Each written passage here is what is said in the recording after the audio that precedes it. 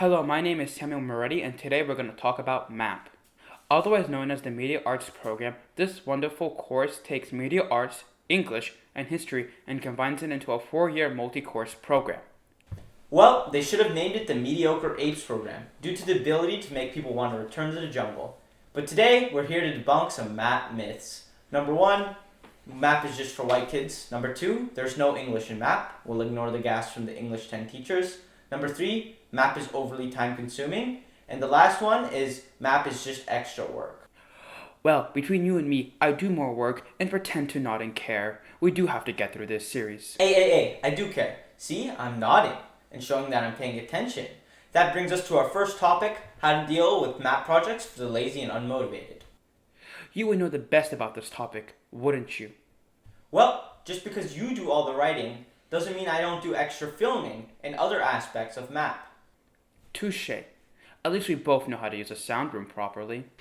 Now that introductions are out of the way, the first MAP myth we would like to debunk is MAP is not just for white kids. On a more serious note, with the data given to us to Mr. Robert Rise, it shows us that MAP is not just for white kids, and there's actually a wide demographic of people in the MAP program. Now, on to the second myth we would like to debunk, is that MAP is extra work. Some people may say it's like a computer to an old person, impossible to understand. Indeed, it's really hard for an outsider to understand the program and can only be explained by a grandson. I mean people from the program. Who you calling old? Amen. On a side note, whoever told you MAP was an easy A, either A, hates you, B, wants you to suffer, or C, all of the above.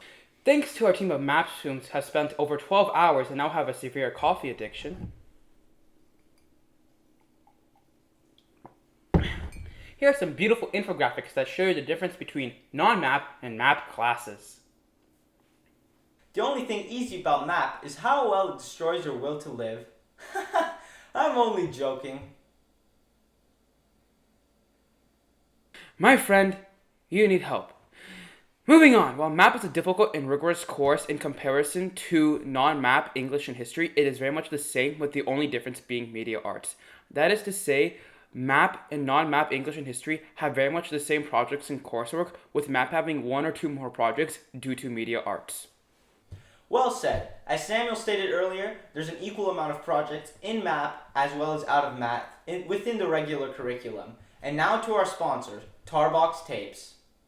In a pinch and break your chair?